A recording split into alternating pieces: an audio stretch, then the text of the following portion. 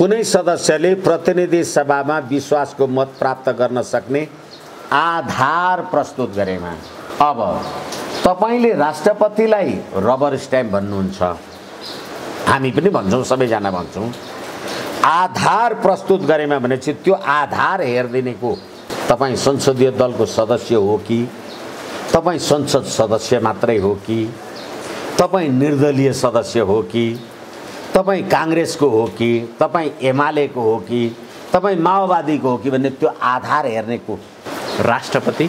अनि राष्ट्रपतिले हेर्ने हो भने कार्यकारी भएन, के बनाउनु भएको छ भनेको संविधान। न न न न न अहिले हामी कुरा गरिराखेका छौँ। मैले प्रश्नको उत्तरलाई सम्बोधन गर्नु पर्ला, मैले गरेको कुरा हो र होइन भनेर मलाई यस्तो लाग्छ, मलाई यस्तो लाग्दैन भनेर तपाईँले भन्नुभयो भने तपाईँ पनि कार्यकारी हुनुभयो नि। खुरुखुरु मैले जे भन्छु त्यही मात्रै भन्ने हो त यो हाम्रो कुराकानीको त अर्थै भएन। यसैका आधार प्रस्तुत गरेमा भने चाहिँ आधार तपाईँले हेर्नु परेन। तपाईँले आधार हेर्दा के देख्नुभयो? केपी ओली संसदीय दलको एमालेको संसदीय दलको नेता छ, म कुनै सदस्य हुँ भनेर आइराखेको छ, लाटो कि बाटो लाज छैन। त्यसै गरेर शेरबहादुर देउवा म कुनै सदस्य हुँ भनेर आएको छ, नेपाली काङ्ग्रेसको संसदीय दलको नेता, यो लाटो कि बाटो आधार छैन। यस्तो पनि हुन्छ भनेको र यस्तो बारेमा कति बहस गर्नु। आधार प्रस्तुत गरेमा राष्ट्रपतिले, अब आधार प्रस्तुत गर्ने पनि तपाईँको काम, अब प्रधानमन्त्री नियुक्ति गर्ने, अब म रबर स्ट्याम्प राष्ट्रपति होइन, म आधारमा चित्त बुझ्यो तँलाई प्रधानमन्त्री नियुक्ति गर्छु, आधार चित्त बुझेन गर्दिनँ, म कसरी रबर स्ट्याम्प भएँ? दुवैलाई उहाँले आधार दिनु भएन, किनभने म कार्यकारी भएँ। तपाईँले त रबर स्ट्याम्प भन्नुहुन्थ्यो संविधानको धारा 64ले 65ले प्रधानमन्त्रीले सिफारिस गरेको कुरा ठ्याक्कै मान्नुपर्छ भनेर। 76 को 5 ले त के भन्यो? म आधार पनि हेर्न पाउँछु, चित्त बुझेन भने निकालिदिन्छु तँलाई, चित्त बुझेन भने राख्दिनँ तँलाई। किनभने आधार प्रस्तुत गरेमा राष्ट्रपतिले त्यस्तो सदस्यलाई तपाईँले आधार प्रस्तुत गर्नु भएन, हटाइदिए। पूर्व प्रधानमन्त्री बाबुराम भट्टराईले के भनेका छन् भने केपी ओली भू राजनीतिक भूमरीमा फस्दै हुनुहुन्छ, उहाँ एउटा गोटीमा फस्दै हुनुहुन्छ, उहाँले त्यसो भन्नुभएको छ।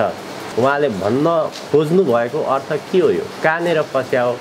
पहिलो कुरा त फेरि पनि दिल्लीमा 12 बुँदे समझदारी गर्दा केपी ओलीजी र बाबुराम भट्टराईजी कहाँ हुनुहुन्थ्यो? पुष्पकमल दाहाल, शेरबहादुर देउवा, सुशील कोइराला या गिरिजा कोइराला, यी जो कुलङ्गार हुन् कि महान हुन् कि, यी कहाँ थिए? त्यसैको निरन्तरता स्वरूप र केपी शर्मा ओली भू राजनीतिक भुमरीमा फस्दै हुनुहुन्छ भने केपी शर्मा ओली भू राजनीतिक भुमरीमा फसेको चिन्ता बाबुरामलाई किन छ? के कारणले उहाँले यो समयमा यो सन्दर्भमा त्यसो भन्नुको कारण सङ्केत के हो खास? हो, त्यसैले पहिलो कुरा उहाँलाई केपी शर्मा ओलीको चिन्ता किन चाहियो? देश फस्दैछ कि छैन? र फेरि अर्को कुरा के हो भने तपाईँ जुन कुरा भन्नुहुन्छ त्यसको आधार र कारण दिनुस् न। तपाईले हिजो पनि केपी शर्मा ओली, शेरबहादुर देउवा, प्रचण्ड भएर चाहिँ 9 अर्ब भ्रष्टाचार गरे बुढी गण्डकीमा भन्नुभएको थियो। प्रमाण दिन्छु, दिन सकिने भने झुन्डिन्छु भन्नुहुन्थ्यो। तपाईले आधार र कारण दिनुभयो? तपाईलाई जतिखेर जे मन लाग्यो त्यही भन्ने? अनि तपाईले बाबुराम भट्टराई जस्ता मान्छे जसले केपीलाई भस्मासुर भनेका छन्, त्यस्ता मान्छेको बारेमा टिप्पणी गर्नु नै म त समयको बर्बाद जस्तो लाग्छ। होइन भने यति कारण यो परिस्थिति र परिबन्धले गर्दाखेरि केपी शर्मा ओली भुमरीमा परोस्, हामीलाई के मतलब? देश कहाँ गइरहेछ? देश भुमरीमा परेको छ कि छैन? मुलुकको राष्ट्र, राष्ट्रियता, राष्ट्रिय एकता, अखण्डता, स्वाधीनता, सम्प्रभुसत्ता, नेपाली जनताको स्वास्थ्य सुरक्षा, समृद्धि, दीर्घायु, उनीहरूको स्वास्थ्य सुरक्षा के भएको? माओवादी जनयुद्ध लड्दाखेरि 10 वर्ष भारतमै बसेर जनयुद्ध गर्नुभयो, 12 बुँदे गर्दा सँगै हुनुहुन्थ्यो। तर अहिले आएर चाहिँ केपी ओली एउटा भू राजनीतिक भुमरीमा फस्नुभयो, उहाँ विदेशीको गोटी बन्नुभयो भन्ने जो चिन्ता व्यक्त गर्नुभयो नि, त्यसको आशय के थियो भन्दा? अब एउटै आमाले जन्माएका दाजुभाइहरूको बिचमा न अंश मुद्दा हुन्छ, एउटै परिवारमा अंशियारको बिचमा न काटाकाट मारामार हुन्छ, अनि एउटै ओथाराबाट अथवा एउटै थोरबाट कुकुरले 4वटा छाउरा जन्मायो भनेदेखि तिनीहरूको बिचमै नै झगडा हुन्छ। त्यसकारणले गर्दा 12 बुँदे समझदारीका यी पृष्ठपोषकहरू त्यो ओथाराबाट निस्केकाहरू कहिले यसलाई गाली गर्छ, कहिले कसले त्यसलाई गाली गर्छ, कहिले कसले त्यसलाई गाली गर्छ। भर्खरै अस्ति हामीले हेरेनौँ सुब्रमण्यम स्वामीले त नेपालमा सरकार परिवर्तन गर्ने कुरामा माओवादीहरूले राज्य सत्ता पायो भने त चीनको आधिपत्य हुन्छ भनेर उहाँले भनेको 15 दिन पुग्दा नपुग्दै चीनले सम्पूर्ण राजनीतिक दलहरूसँग भर्चुअल मिटिङ गरेन, गरेन। त्यसको अर्थ चाहिँ अहिले भारतले केपी ओलीलाई काँध थाप्यो, बाबुराम भट्टराईले फुत्त छोडिदियो।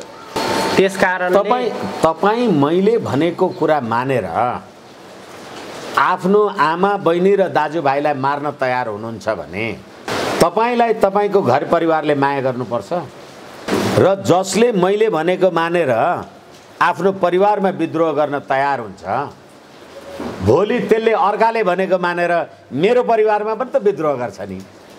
त्यो कुरा त मैले बुझ्छु नि।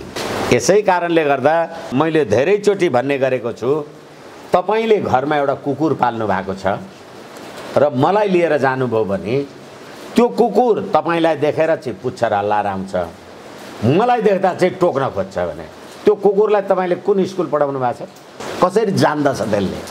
त्यसकारण त्यस्तै गरेर बाबुराम भट्टराईजीहरू यो देखेर भन्दै हुनुहुन्छ कि बोल्दै हुनुहुन्छ कि होइन भने केपी शर्मा ओलीको भू राजनीतिक भुमरीको लागि बाबुरामजीले किन चिन्ता गर्नुपर्ने? केपीजी आफै चिन्ता गरिहाल्नुहुन्छ नि म भू राजनीतिक भुमरीमा परेँ भनेर।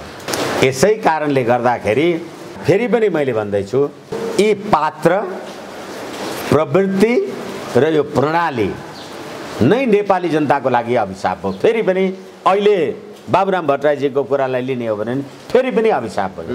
अब अहिले प्रतिनिधि सभाको मुद्दा सर्वोच्चमा विचाराधीन छ, आजबाट चाहिँ संवैधानिक बेन्चमा पनि गएको छ। यता ओली सरकारमा सहभागी हुनको लागि राजेन्द्र महतोलाई गृहमन्त्री दिने र जसपाका महन्त राजेन्द्र पक्षधरलाई 7 मन्त्रालय दिने भन्ने खालको समाचार पनि प्रकाशित भएको छ। यो चाहिँ के हो? यसको सङ्केत यो अहिले राजेन्द्र महतोको विषयमा विभिन्न खालका प्रश्नहरू उठेका छन्। नागरिकताकै विषयमा राजेन्द्र महतोलाई नै गृहमन्त्री किन दिन खोजिएको हो? अब फेरि पनि कुरा सुरुमै जानुपर्छ। यो पात्र प्रवृत्ति र प्रणालीले यो मुलुक चल्दैन। अङ्गीकृत र जन्मसिद्ध र वंशजको नागरिकता अहिले दिनुहुन्छ। अहिले तपाईँ बाबुको भन्दा पहिले आफ्नो नागरिकता लिएका मान्छेहरूलाई तपाईँ अहिले राजनीतिको उच्च ठाउँमा लिएर जानुहुन्छ अनि त्यहाँबाट निर्वाचनको घोषणा गर्नुहुन्छ। निर्वाचनको घोषणा गरिसकेपछि नागरिकता विधेयक ल्याएर वंशजको नागरिकता दिने भनेपछि तराईमा सम्पूर्ण मान्छेहरूलाई भोट हाल्ने अधिकार बढाउनुहुन्छ र राजेन्द्र महतोलाई राख्नुहुन्छ भने हेर्नुहोस् भोलि यो देशमा प्रतिनिधि सभाको चुनाव कसले जित्छ कसले हार्छ। यसै कारणले भू राजनीतिक भुमरीमा केपी शर्मा ओलीजी पर्नुभयो भन्दा पनि सामन्त गोयलसँग मध्यरातमा जे कुरा गर्नुभएको थियो होला त्यसको नतिजा देखिँदैछ र नेपाली जनताले, त्यसैले मैले भन्दैछु नेपाली जनताले यो पात्र प्रवृत्ति र प्रणालीलाई अन्त्य गर्नको लागि तयार हुनुहोस्। के हो त खास इन्डियाको डिजाइन? अब भनिसके मैले रका प्रमुखले चाहिँ एकछिन यसमा मलाई लाग्छ हामीले दोहोऱ्याएर क्षमा चाहौँ प्रश्न गर्नै परेन, किनभने सामन्त गोयल आइसकेपछिको यो जुन हाम्रो यो घटना परिस्थिति हामीले हेऱ्यौँ। प्रतिनिधि सभा विघटन भएपछि तपाईँले नागरिकता अध्यादेश ल्याउनु भयो। नागरिकता अध्यादेश ल्याएपछि जो मान्छे बाबुको भन्दा पहिले आफ्नो नेपालमा नागरिकताको मिति छ त्यो मान्छेलाई तपाईँ गृह प्रशासन दिनुहुन्छ भनेदेखि अब यो देशमा राजेन्द्र महतोलाई भोट हाल्ने मान्छेहरूको लाखौँ लाख मान्छेहरूको सङ्ख्या बढाएको होइन तपाईँले जन्मसिद्ध बनाएर? अनि तिनीहरूले मत अब तिनीहरूले प्रदीप धामीलाई हाल्छ कि राजेन्द्र महतोलाई हाल्छ? अब त्यसैले प्रतिनिधि सभामा सरिता गिरी र राजेन्द्र महतो मार्काका मान्छेहरू 90% जितेर आएपछि त सिद्धियो नि तपाईँको मुलुक। युद्धै गरिराख्नु परेन नि, बन्दुकै हानेर टाउकै काटेर मान्छे मारिराख्नु परेन नि। अब केपी ओलीले भारतको इन्ट्रेस्ट अनुरूप उहाँले नागरिकता विधेयक अध्यादेशबाट जारी पनि गर्नुभयो। राजेन्द्र महतोलाई गृहमन्त्री बनाउने भन्ने कुराहरू पनि आइरहेको छ। फेरि यही सामन्त गोयलले अथवा भारतका केही विज्ञहरूले पूर्व राजा ज्ञानेन्द्र शाहलाई भेटेको कुरा पनि छ। के हो यो दोहोरो खेल, के हो यो? राजनीति सम्भावनाको खेल हो। राजनीति कहिले सिधा बाटो हिँड्दैन, जहिले पनि तलमाथि उपर निचे आदि इत्यादि गरेर हिँड्या हुन्छ। अहिले तपाईँले जिज्ञासा राख्नु भए अनुसार नेपालले हटाएको अथवा यिनीहरूले है यही पात्र प्रवृत्ति र प्रणालीले 12 बुँदे समझदारीमा त थिएन, गणतन्त्र संघीयता धर्मनिरपेक्षता थिएन, धेरैचोटि भन्यौँ हामीले। तर यिनीहरूले यो संविधान ल्याउँदाखेरि हामीले गणतन्त्र कार्यान्वयन गऱ्यौँ भन्दा त्यसको 15 वर्ष लागेपछि भारतले कुम्भ स्नानमा ज्ञानेन्द्रलाई श्री 5 भनेर किन बोलायो? के उनीहरूले श्री 5 राखिदिने र निकालिदिने हो? नेपाली जनताले त निकाले, अथवा यी पात्र प्रवृत्ति र प्रणाली त श्री 5 त हटाएको थियो होला नि। खोइ त त्यो श्री 5 कै हैसियतमा पुग्यो आयो। यहाँ श्री 5 कै पूर्व पश्चिम जे भने पनि पूर्व भन्नुहोस् कि पश्चिम भन्नुहोस्, श्री 5 मा आराधिराज त भन्नै भएको छ भनेदेखि। र अहिले धर्मनिरपेक्ष भर्खरै हिजो अस्तिको दिन हामीले हेरेनौँ प्रदीपजी, यो देशको प्रधानमन्त्रीले बुद्ध जयन्तीको अवसरमा के सन्देश दिनुभयो? अनि बुद्ध जन्मेको देश धर्मनिरपेक्ष, अनि तपाईँ बुद्ध धर्मको सन्देश संसारलाई दिनुहुन्छ र तपाईँ प्रधानमन्त्री। यो त्यसैले मैले भनेको यो पात्र प्रवृत्ति र प्रणाली नै नेपाली जनताको लागि होइन। हाम्रो इतिहास, संस्कृति, सभ्यता, भूगोल, मूल्य, मान्यता यही प्रधानमन्त्री पशुपतिमा जलाहारी चढाउने, यही पशुपतिलाई, यही प्रधानमन्त्रीलाई अयोध्या राम जन्मभूमि चाहिने, अनि यसैलाई सी जिनपिङ आउँदाखेरि भगवान बुद्धको देशमा तपाईँलाई स्वागत छ भन्ने, अनि शान्तिका अग्रदूत भगवान बुद्ध राजा शुद्धोधनकै छोरा हुन्, अहिले पनि ज्ञानेन्द्रलाई श्री 5 भनेर कुम्भ स्नानमा लिएर आउने। मैले त अझ प्रधानमन्त्रीजीले मन्त्री परिषद विस्तार गर्दै गर्दा राजावादी हुँ भन्ने मान्छेहरूलाई पनि राख्छन् अरे भन्ने हल्ला बजारमा पनि सुनेको छु। त्यस कारणले गर्दाखेरि राजनीति स्ट्रेट कोर्समा हिँड्दैन। भोलि के हुन्छ के प्रतीक्षा गर मेरी मायालु, समयले मानिसलाई कहाँ कहाँ पुर्याउँछ भन्छ नि, त्यसैले जहाँ पनि पुग्न सकिन्छ। त्यसैले केपी ओलीजी पनि दीप प्रज्वलन गर्दै हुनुहुन्छ। बाबुराम भट्टराईजीलाई पनि अब यो भू राजनीतिक अवस्थाले तल र माथि गर्यो। अनि बाबुराम भट्टराईजी पनि मध्यरातमा कुलङ्गार भनेको केपी शर्मा ओलीकोमा गएर प्रधानमन्त्रीको कुरा गर्यो। मम ज्ञान प्रकाश आयो दीप ज्योति नमस्ते, त्यही दीप ज्योति खोज्दै हुनुहुन्छ सबै। तर फेरि पनि मैले भन्दैछु, नेपाल र नेपाली जनताको राष्ट्रिय एकता, हित, समुन्नति र यो राष्ट्रको सम्प्रभुताको रक्षाका लागि यो प्रणालीको अन्त्यको अर्को विकल्प छैन। केपी शर्मा ओलीजीको तर्फबाट पनि अथवा अर्को कसैले पनि प्रधानमन्त्रीले गरेको विघटन ठिक भएको छ भन्नुभएको छ। तपाईँ सभामुखजी, तपाईँ विपक्षी हुनुहुन्छ, तपाईँ सर्वोच्च अदालतलाई जवाब दिनुपर्छ। अनि तपाईँले बोलाएका कानुन व्यवसायीहरू, तपाईँले त्यो मुद्दामा वकिल नियुक्ति गर्नुभएको छ, प्रतिनिधि सभा विघटन भयो, प्रधानमन्त्रीले असंवैधानिक गर्यो भनेर।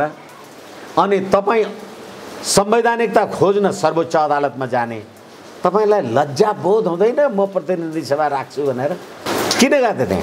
जवाफ नदिनुहोस् न सर्वोच्चमा, सडकमा नारा जुलुस लगाउनुहोस्। लाज हुन्छ कि हुँदैन तपाईँहरूलाई?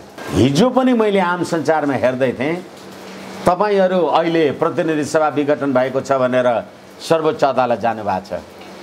आदरणीय वरिष्ठ विद्वान साथीहरूलाई पनि म निवेदन गर्छु, तपाईँहरू रिट निवेदकको वकिल हुनुहुन्छ, प्रतिनिधि सभा छैन। तपाईँ संसद भवन गएर संसदीय दलको कार्यालयमा बसेर बैठक गर्ने? जब संसदै समाप्त भयो त्यो तपाईँले त्यसको दुरुपयोग गर्नुभयो कि भएन? तपाईँ संसद सदस्य हो भने प्रतिनिधि सभा कसरी विघटन भयो, होइन भने किन जानुभयो? जे मन लाग्यो त्यही गर्ने। अनि चाहियो तपाईँलाई विधिको शासन। तपाईँहरूसँग हुल छ होइन? हामी 146 जनाले दरखास्त हालेका छौँ, त्यही भन्न खोजे होइन तपाईँले? यस कारणले गर्दाखेरि विधिको शासन आफूले कति पालन गर्ने याद गरौँ। सम्मान्य सभामुख महोदय, म सम्मानपूर्वक तपाईँलाई भनौँला, तपाईँको विरुद्धमा सर्वोच्च अदालतमा विचाराधीन रहेको मुद्दा के हो? कम्तीमा उहाँ आफैहरू अनुशासनमा रहनुभयो कि भएन भन्ने चाहिँ। अनुशासनको कुरै छोडिदिनुहोस्, योभन्दा ठुलो विधिको रुल अफ ल, विधिको शासनको माखौल उड्ने त अरू कुनै व्यवस्थै हुँदैन। संविधान समाप्त भयो भनेर तपाईँ भूतपूर्व प्रधान न्यायाधीश होइन, तपाईँ अहिले पनि भूतपूर्व प्रधान न्यायाधीशको हैसियतले राज्य कोषबाट सुविधा जे पाउने हो त्यो कुरा अहिलेसम्म खाइराख्नु भएको छैन। सरकारी सुरक्षा निकायको मान्छेहरू प्रयोग गर्नु भएको छैन। अब तपाईँले सम्मानित सर्वोच्च अदालतमा विचाराधीन रहेको कुरामा तपाईँ सर्वोच्च अदालतको भूतपूर्व प्रधान न्यायाधीश भएको हैसियतले तपाईँले यो टिप्पणी गर्ने तपाईँ के अख्तियारी छ? अब यसमा गएको बेलामा पनि मैले भनेको थिएँ, एउटा नागरिकको हैसियतले त टिप्पणी गर्न पाइन्छ भने जस्तो अहिले शेरबहादुर देउवा र केपी ओली चाहिँ राष्ट्रपति कहाँ गएर कुनै सदस्य बन्ने, अनि तपाईँहरू चाहिँ म भूतपूर्व प्रधान न्यायाधीश भनेर विज्ञप्ति जारी गर्ने। तपाईँहरूले त्यो अदालतलाई, देश जनतालाई प्रभाव गर्न खोज्या होइन, प्रभावित पार्न खोज्या होइन, सर्वोच्च अदालतले गरिहाल्छ नि। यो संविधान समाप्त पार्न खोज्यो भन्ने तपाईँ प्रधान न्यायाधीश, अनि त्यही संविधानको व्याख्या गर्ने अधिकार वर्तमान सर्वोच्च अदालतका प्रधान न्यायाधीश लगायत मान्य न्यायाधीशहरूलाई छ। तपाईँ संविधान समाप्त पारे भन्ने को हो? तपाईँ हो संविधानको व्याख्याता होइन। तपाईँ हिजो हुनुहुन्थ्यो होला, आज होइन। त्यसकारणले वर्तमान संवैधानिक इजलासलाई संविधानको व्याख्या गर्न दिनुहोस्। यो चाहिँदो नचाहिँदो टिप्पणी नगर्नुहोस्। संविधानको धारा 105 सर्वोच्चमा गइसकेको त अब सर्वोच्चले फैसला गर्ने भयो। तपाईँ जुनसुकै महान हुनुहोला, यो देशमा तपाईँ हामी जस्ता पिएचडी गरेका वरिष्ठ अधिवक्ता भएका, राजनीति शास्त्रमा 10वटा विज्ञता हासिल गरेका मान्छे होलाौँ, तर 14 वर्ष जेलमा बसेको खड्ग ओली प्रधानमन्त्री छ नि, म प्रधानमन्त्री हुनुपर्थ्यो भनेर हुन्छ? म धेरै जानेछु नि, त्यसले भन्दा पढाइ धेरै छ, राजनीति शास्त्र पनि धेरै जानेछु मैले, म साम्यवाद पनि जान्दछु, प्रजातन्त्र पनि जान्दछु, एकदलीय बहुदलीय निर्दलीय सबै जान्दछु। तपाईँ हुनु नि प्रधानमन्त्री। यसकारणले गर्दाखेरि यो भूतपूर्वको बहाना दिएर अदालतलाई र राज्य व्यवस्थालाई प्रभावित गर्ने काम नगर्नु।